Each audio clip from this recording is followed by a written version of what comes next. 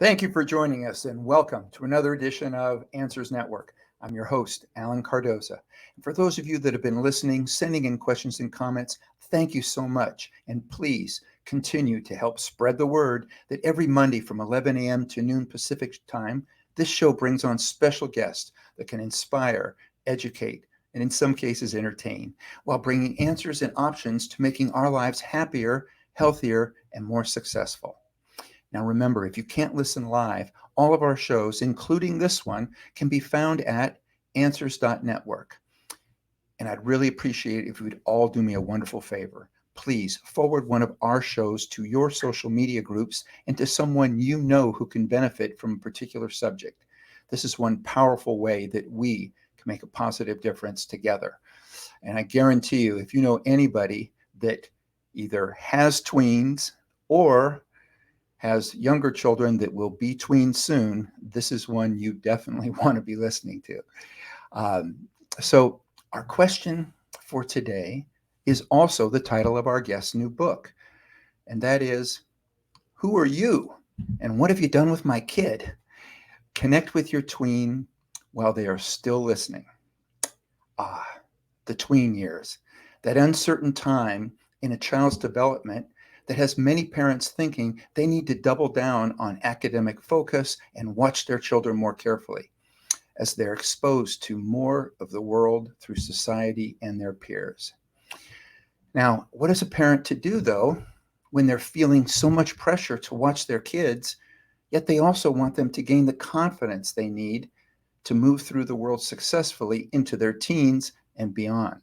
Well, enter our guest, Dr. Amanda Craig, a family therapist who has seen and experienced much of this in her practice and has legitimately written the book on it.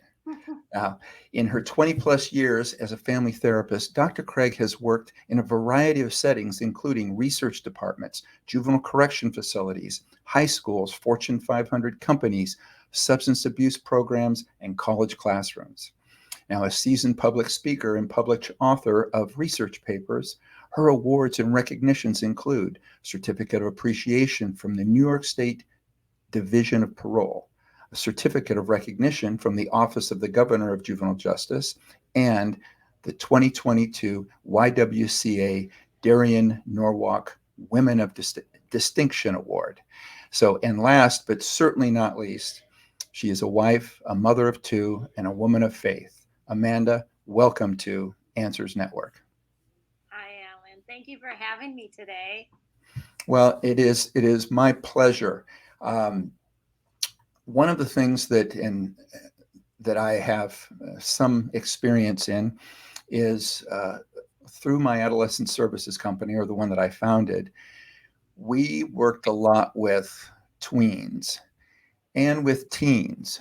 And one of the things that we had to teach our own employees was the huge difference that when you're dealing with one versus dealing with the other, that there's so many things that the tween is going through and may not understand it the same way as a teen, that we actually had separate training so that they could understand both. So share with us a little bit about, I guess, what inspired you to write this book, and why you felt the focus should be on tweens themselves. I love that you did that separate training, because there is such a distinction, and we often put them all into the category of teen. So I really appreciate that. The book was a passion project. I've been working with families for 20 years in all different communities and walks of life, and I just really wanted to give parents something that would help them in the journey, because when you see your kid go off to college, you turn back and realize those years of parenting have just changed, and you either have a lot of regret in that moment, or you have a lot of relief and pride. And I just want every parent to look back and say, I'm so proud of the tools and the packaging I gave my kid to take in the world with them. I was just telling a story this weekend, and I don't even remember how I got on the subject, but it was with a group of people, and we were talking about having old videotapes of our children and transferring them over onto DVD or streaming it and so on. And somehow I started talking about a videotape that I had of my son when he was about 4 years old. And he was asking me question after question after question. He just kept firing them at him. And I was firing back answers so quick. We were in the backyard. And then he stopped for a moment. And he went, "Wow, Dad, you know everything, don't you?" And my answer was, "As far as you know." and and then at the time I looked to my wife and said, "Go get the video camera." She went and got the video camera, and then I got the conversation with him again, and I said, "Now, what did you say a little bit ago?" And he said, "Dad, you know everything, don't you?" I said, "Okay, great. Thank you. I really appreciate that." And then when I spoke to my wife later, she says, "Why did you do that?" And I said, "Well, because when he becomes a tween or a teen and I know absolutely nothing, I'm going to play the video for him and remind him when I knew everything." Right. I love it. So it's as if when they become a tween, this giant needle comes out of the sky, and as parents, it sucks half our brain out because we get really dumb. Oh my gosh. And they grow wise beyond our years. Exactly. So now, one of the things that I liked as I was not only reading your book but looking into some of your speeches, that you've written and spoken that there's a neurological explosion taking place right before us as tweens experience their four significant changes that shake them and sometimes us as parents to the core. Can you share these four changes and the science behind? What is the science behind this explosion? Oh my gosh. So, and this is kind of why I honed into the tweens for this book.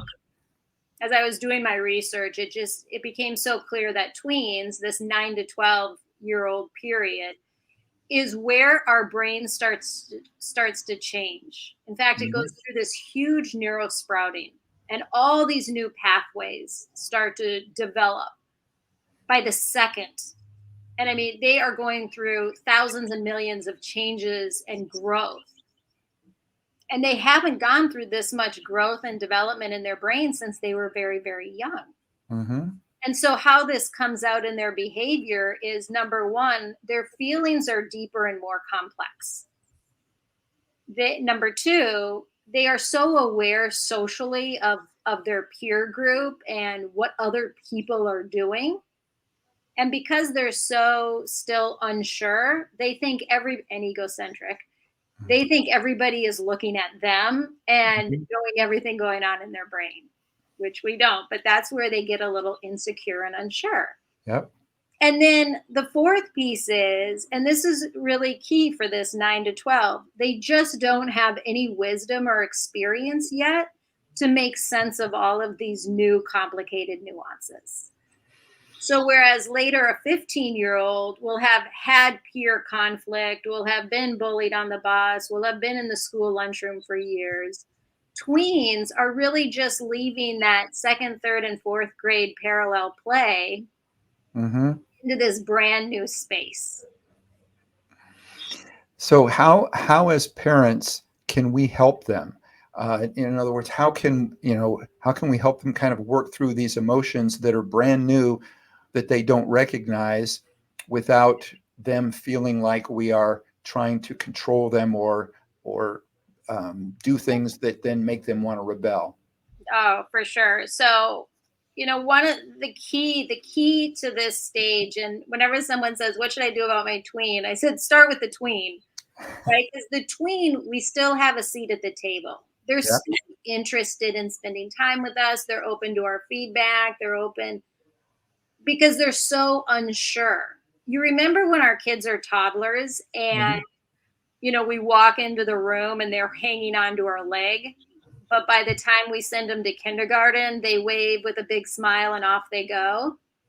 Yep. We're kind of in that same space again. We're tweens, they're still kind of hanging on to our leg to make sure, like, this makes sense, this is safe. So in my book, I talk about the four pillars of emotional connection. And that's the key to building a foundation that'll keep us connected in the teen years. And let's talk about what society has done to shift or shape things differently now, because I can look at it. I've got a few semesters on you, so I can look back and go, okay, we didn't have the influence from the internet. We didn't have all of this. The influence we had was pretty much what we saw on about 4 channels on television, the radio, or our neighborhood that was within the distance that we could ride our bike to. Right. Yep. Yes. And so they have social media, and I really break that down into influencers, Mm-hmm. right? Because influences and that lifestyle expose them to instant gratification, big living, right? Risk taking. TikTok, 30-second videos, one after another, which stimulates the brain and kind of that addictive quality. Yeah. We have YouTube, which are longer videos, and there's no, back in the day, if it was PG-13, if it was an R movie, we couldn't get in. Right. Whereas now they can be exposed to R, and nobody can screen all of that. Even parents, it's really hard to screen every minute that they're on social media. And then when you get into like the video games, it's so sophisticated. It looks real. It sounds real. I mean, there's such a high quality to that it becomes very lifelike. And then you have the online communicating with people all over the world that you've never met, and you really don't know who you're communicating with. Right. They might claim to be a 10-year-old boy, but they could be any number of things, and we just don't know. And again, they don't have the wisdom to really tease out, is this a 10-year-old boy? Yeah, and again, in my main profession as an international detective, those Okay. are the things that are so scary, is understanding that. But at the same time, and I've spoken on this to various groups, and I try to explain to the parents, and I go, I'm not up here saying that the internet is bad, and I'm not saying your kids shouldn't be allowed to use the computer. I am saying that you need to supervise it more. And on the one hand, there's incredible and vast amounts of knowledge that they can get from this. This is great. And like you said about talking to somebody from another part of the world, that's great. I mean, in my day, it was an exchange student. You learned about the other part of the world either from a textbook, or if an exchange student was in your school, you thought that was the coolest thing and you wanted to learn from them what it was like in their country. So, yes, if they can talk to these people, but like you said, know that they're talking to them and not somebody that is more of a predator or is not looking out for their best interests. I love that. And I do talk to parents a lot about it. It's not about the internet or screens. I always say screens being the enemy, because it's here to stay. Hmm. So how do we sit and do it together? Yeah. Right? Sometimes my son will watch TikTok and I'm sitting next to him scrolling Facebook, and we share things. Sometimes he text messages me TikToks. I want to be involved in what he's doing in that world. And then we have limits of how much time and effort. And then the other thing is, sometimes I want my kids off the screens so we can hang in other ways as a family. And that's one of the things you talk about in the book, which I love. And so, share some of the ways in which parents can strengthen those family dynamics, so that you already have that kind of relationship to where they are going to listen more when you say, okay, we're now not going to do this, we're going to now go do that. And if you've set that pattern ahead of time, so share just, I mean, some of the things, and I love some of the things you touch about in the book, where the parents can strengthen their dynamics to a point in which they aren't being questioned or kind of had eye rolls or something every time they want to Right. do something. Well, you might still get the eye rolls. You might still get them. What you're talking about in the book is the third pillar, which is I am here for you. Yes. And this is that idea of, together, how do we create family time? And I distinguish, it's not about I'm going to entertain you. It's about how do we bond as a family. And so one piece of this is play and fun. we are losing this concept of play and fun after Mhm. 5. But if we can like laugh and have inside jokes and find things we just pure joy, that is going to bond us. It's going to make memories. And in the same spirit of memories, what are our rituals? What is unique to us as a family, us as a mother daughter, us as a daddy daughter? How do we engage in tradition so that there's some kind of inside story that is unique and valuable to us as a family? We have a question coming in, and I think that this sort of touches on this area a little bit. And again, I want to take this time to thank those that take the time to send in questions. Sometimes we get them in ahead of time, sometimes it's during the show. But this one reads, I remember vividly my tween years. They were challenging, yet such fun as we could still be goofy like kids without much judgment. What I find disconcerting about the current generation of tweens, and in parentheses it says my granddaughter included, is serious pressure to dress and act like an adult, as well as take in the doom and gloom being forced upon them. Do you have methods to help free them from thinking they need to grow up too quickly so they can just enjoy being kids? And this is from Maddie in California. Yeah, great question. And I think it's spot on to what we're talking about. It's, and again, I'll say, not to bash the screens, but you can go on the screens and you can see what it's like to be 21 and really look to that as your barometer of what should be now. So I Mhm. think that's a huge part of how we are pushing kids to grow up earlier. I think some of that's always been there, but the screens definitely impact that. And what I'd say is, how do we as families pull back and have time off the screens to go outside and bike ride as a family, or Mhm. rake leaves as a family, or do that DIY project as a family? This is a great opportunity, these tween years, for dads to show their daughters and sons, but daughters too, there's no glass ceiling. A girl can use a hammer, a girl can ride her dirt bike in the woods, right? We can teach kids hunting, like whatever it is in your culture and in your experiences, that you invite your kids in to be kids and do the things that we do young. Mhm.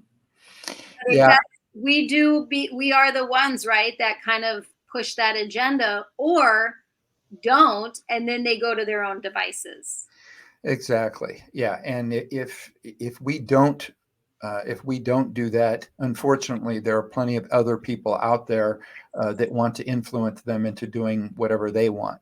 So That's I couldn't agree more. I like the fact that you brought up the thing about dads and daughters, and as far as learning a little bit about how to do everything. And one of the things that and my girlfriend has complimented me on is the fact that I know how to do pretty much everything. And I said part of that came from the fact that my dad set up things in such a way with my brother and with my stepsisters was there was no such thing as this is boys' work or this is girls' work.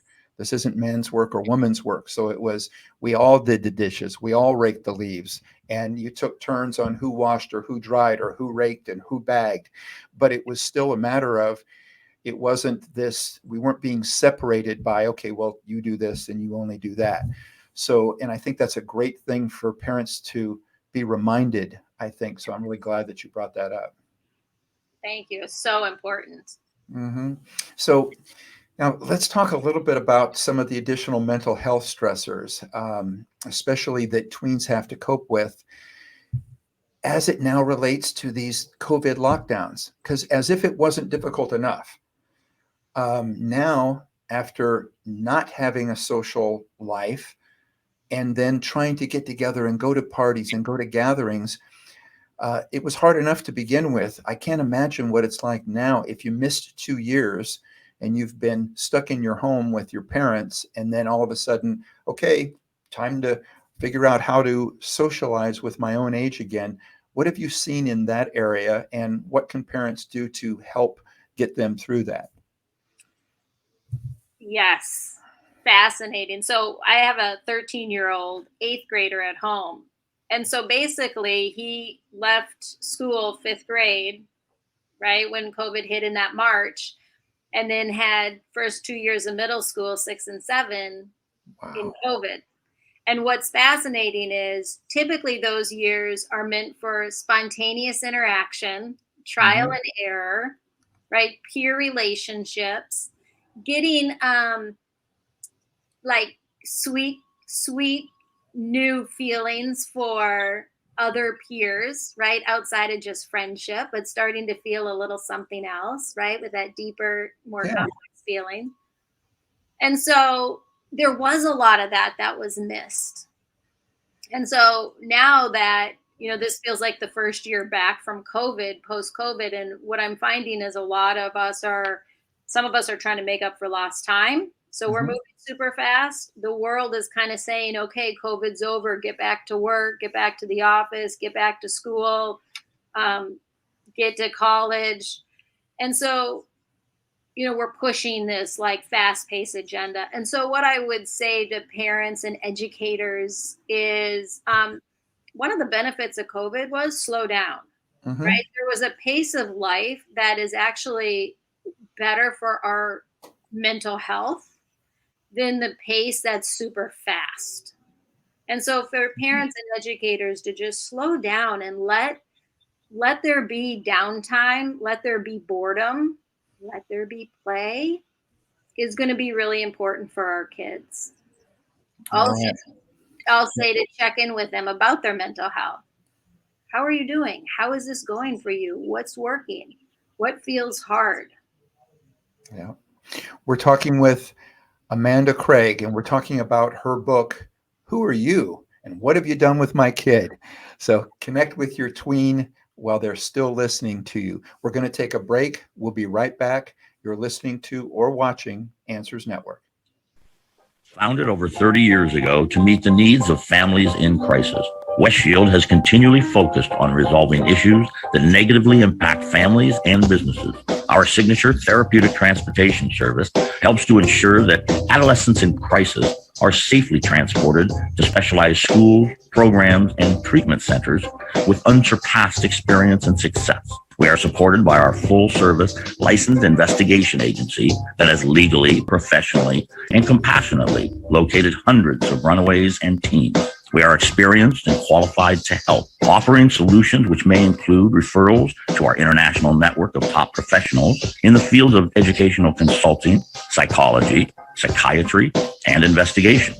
Simply put, West Shield Adolescent Services and West Shield Investigations are the best solutions when your family is facing a personal crisis. Call 1-800-899-8585, 24 hours a day, 7 days a week. That's 1-800-899-8585, or visit our website at westshield.com. Thank you. And we're back. We're talking with Dr. Amanda Craig, and the subject is tweens. Now, Amanda, when we went to break, you were talking a little bit about communication, and I think it's the most important thing. And one of the things, and I spoke in Washington D.C. one time in regards to talking to a bunch of educational consultants, and one of the things that I brought up, they said, "Well, what's the one thing?" I said, "The one thing is communication." Um, and they were asking a variety of things, and I said, "Well, absentee fathers." I said, "An absentee father, either physically or mentally, is going to take away from what these kids are going through, and especially in these tween years." So let's talk a little bit about how valuable undivided attention is in the midst of all the different daily distractions, and especially for tweens. Absolutely. And so you just covered kind of the first two pillars, and what I would argue are the most important. And the first one in my book is I see you. And that is Mhm. purely making time. It is so important. Eye contact, put down the phone, hang, Go in their room rather than yelling from the other room. Really making space for them. It lets them know they matter and they're important and what they say is important. And then the second pillar is I am here for you. I'm sorry, the second pillar is I want to know you. And Mhm. that's that conversation, that's communication. And it's not just as we're rushing telling our kid the answer or fixing their problem, but it's making space for them to talk out their problem or talk out their day, even the silly stories that are just sound like nonsense to us that they just get such a kick out of. Sometimes it's helping them understand their emotions better and helping them put words to that feeling they're having. But all of that, when I go back to the brain from earlier, when we let our kids think through a story or think through a problem, hear themselves talk about it out loud, brainstorm their different ideas, share with us what the other kids would do in that situation, we are strengthening their brain muscles to be problem solvers, to be confident Mhm. in their story development. Yeah, I could not agree more. And as I was smiling, uh, some of the thoughts that came to mind. One was when you said know them, get to know them, and my first thought was, so your job isn't to mold them; it's to Yes. get to know them. And I love the way that you put that. And I'll share something for the parents out there that maybe are in that teen or tween time to where they go, when does this stop? When does this change? How does this get better?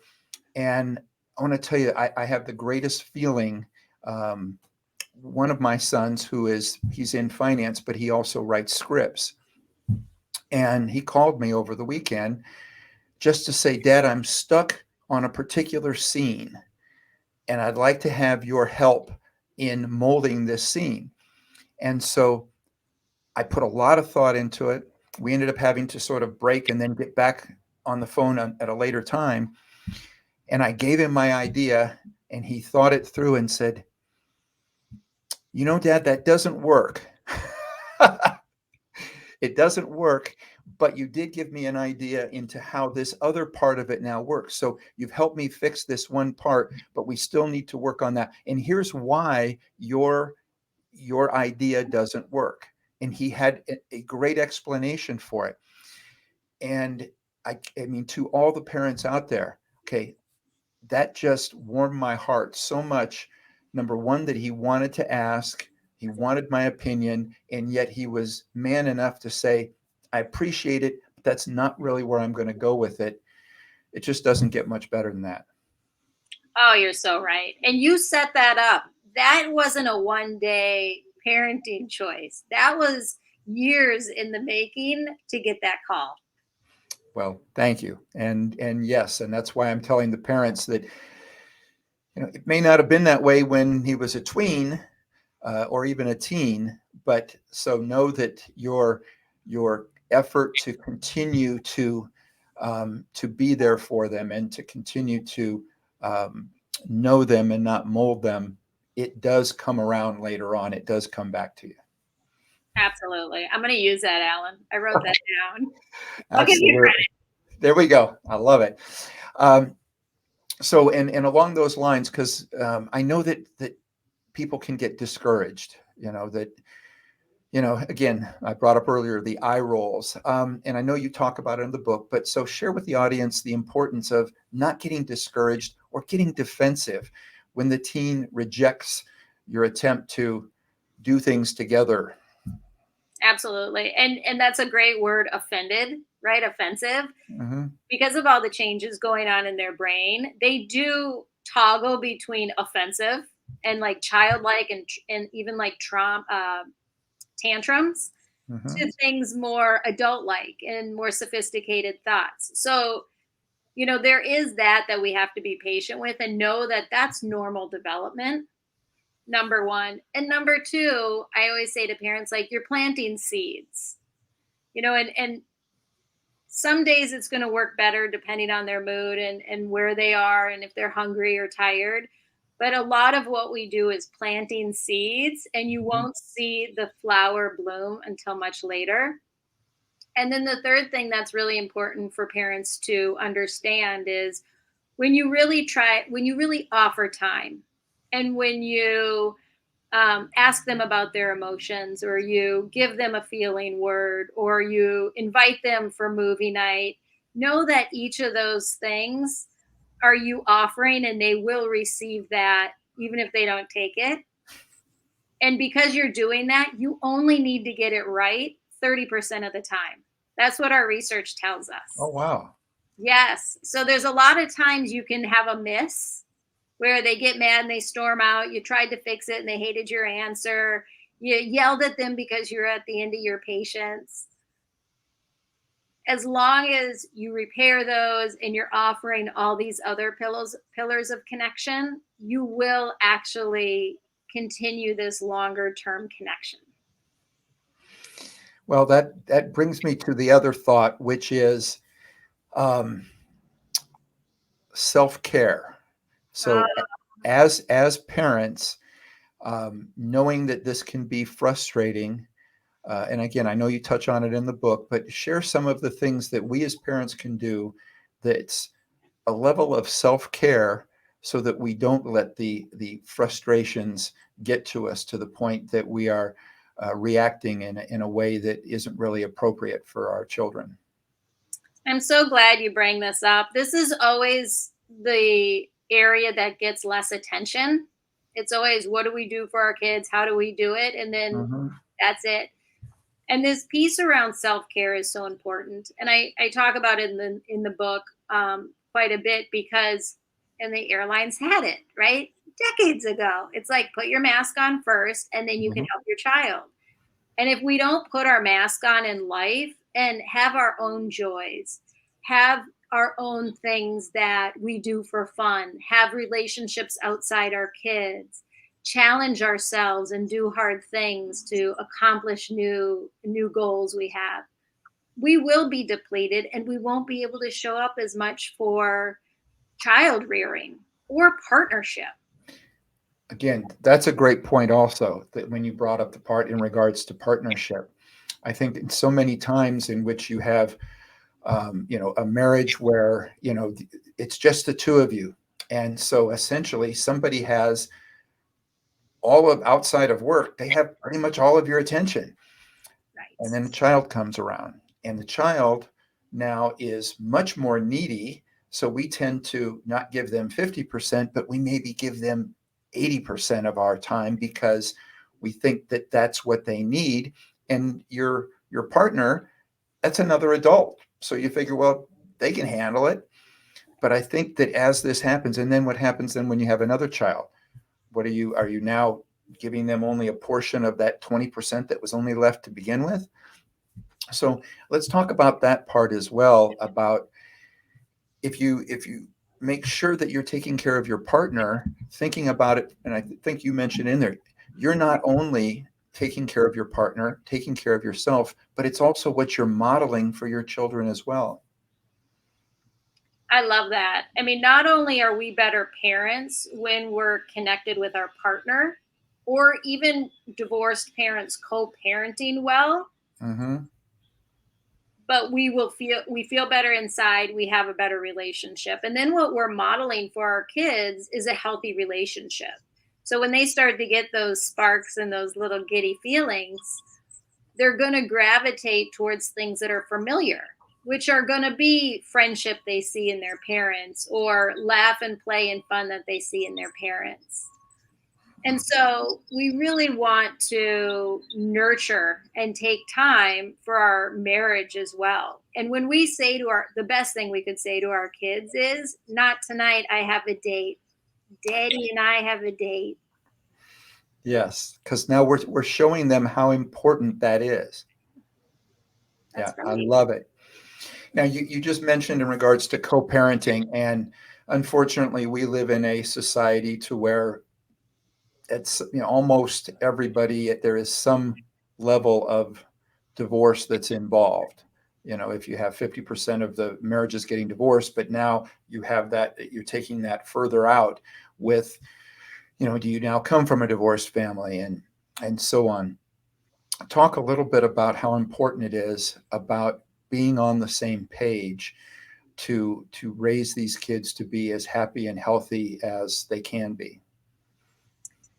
So when we have kids, we are taking a pledge, whether we know it or not, to put ourselves to the side in some of our decision making and really do what's best for our kids. And Mhm. self care is best for our kids, right?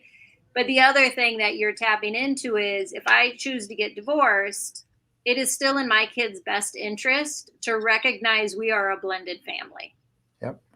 And the more we can work together, the more we can collaborate, the more we can show a united front, the more we can be a supporter of their other parent or the other half of their DNA, right? Because when we Mhm. put down the other parent, we're putting down half of their DNA.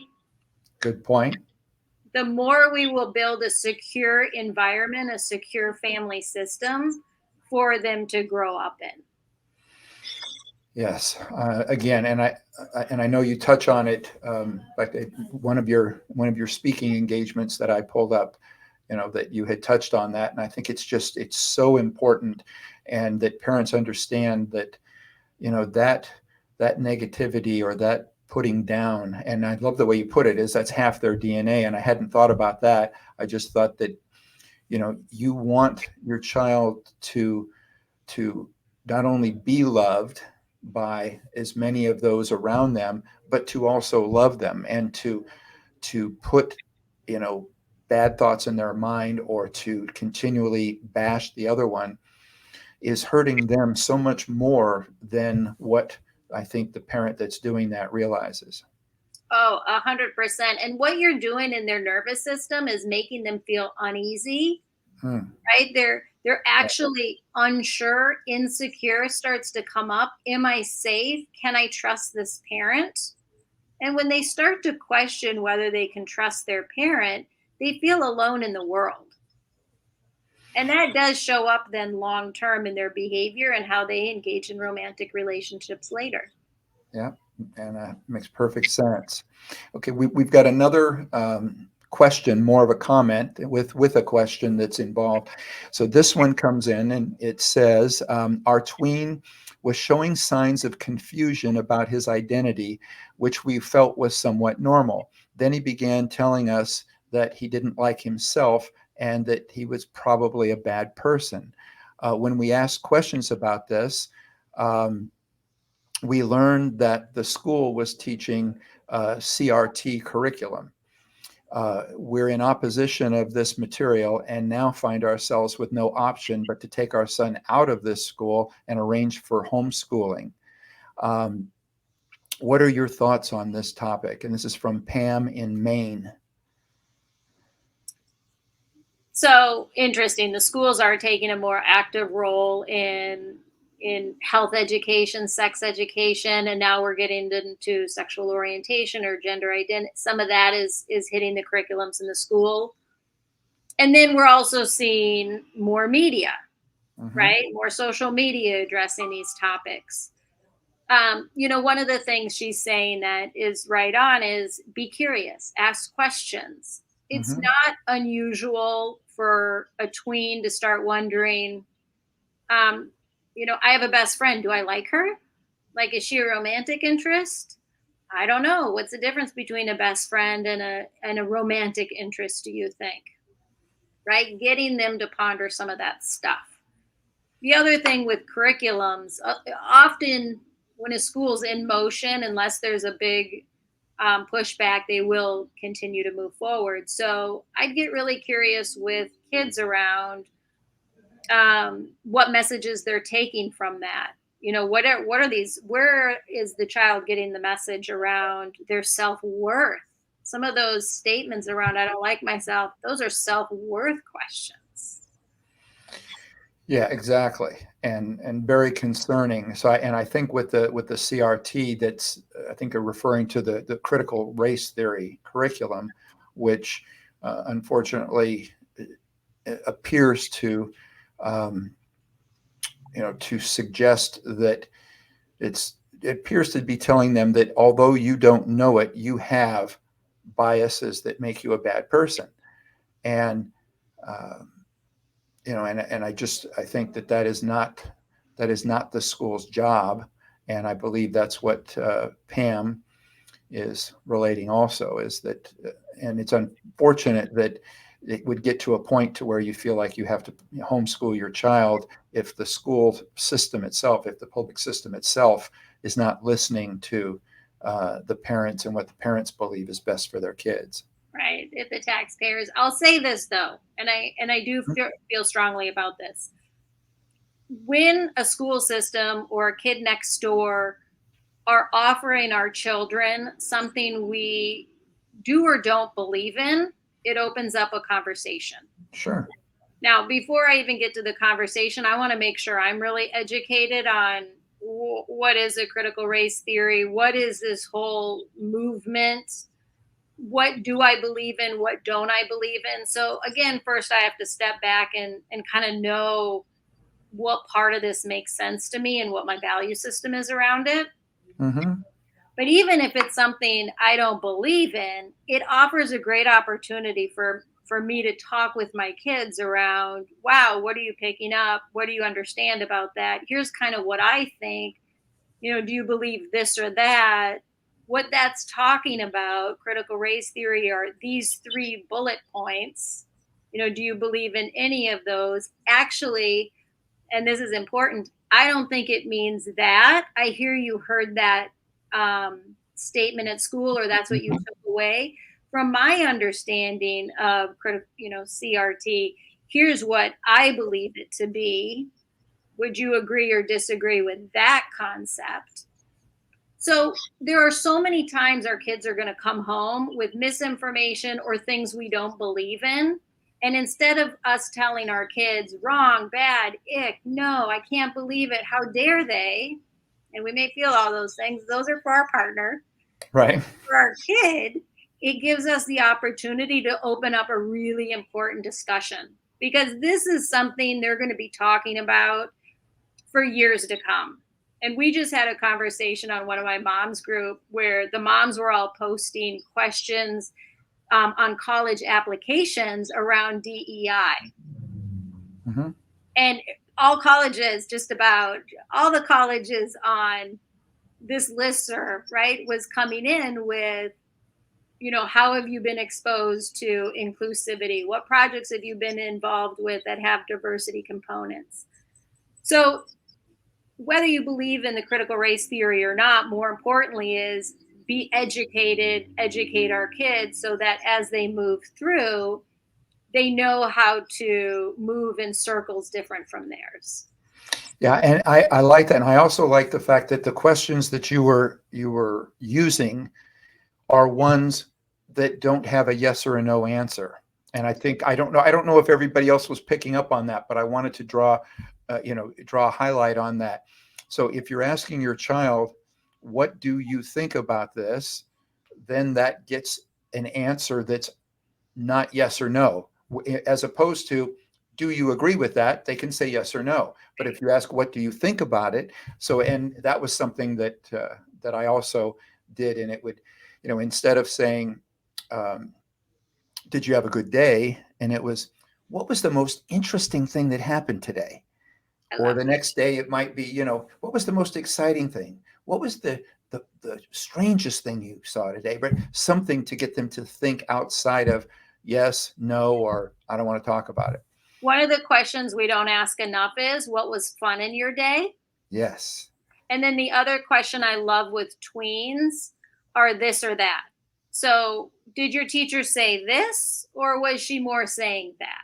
Or when you walked up to that group and they stopped talking, did you feel embarrassed or left out?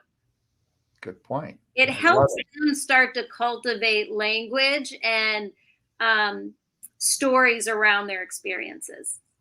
All right. Everybody, this is Dr. Amanda Craig. The book is Who Are You and What Have You Done with My Kid? So connect with your tween while they're still listening. Now, can I assume that the book can be purchased anywhere books are sold, or is it best to go to your website? What's the best way if somebody wants to get in touch with you, or the best way for them to get the book? So the book is at local libraries. It's also in local bookstores, and then also Amazon. Amazon has the hard copy and also an audio version. And you can find my Instagram at Amanda Craig, PhD. There we go. I love it. Amanda, thank you so much for not only coming on the show, but for putting this information out there. This show is called Answers Network, and we focus on bringing people on that we think are making a positive difference in the world. And I'm so glad that you're one of them and that you could join us.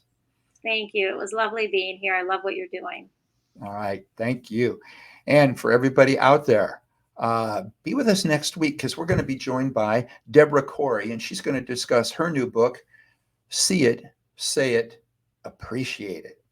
And also, please visit our archives of past interviews at answers.network, or better yet, just subscribe to the show through Apple Podcast, iHeartRadio, Spotify, SoundCloud, YouTube, Rumble, Spreaker, and so many more.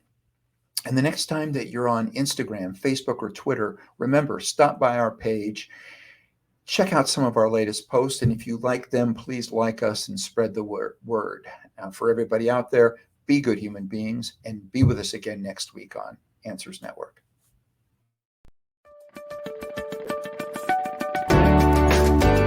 You're listening to Answers Network with Alan Cardoza, only on LA Talk Radio.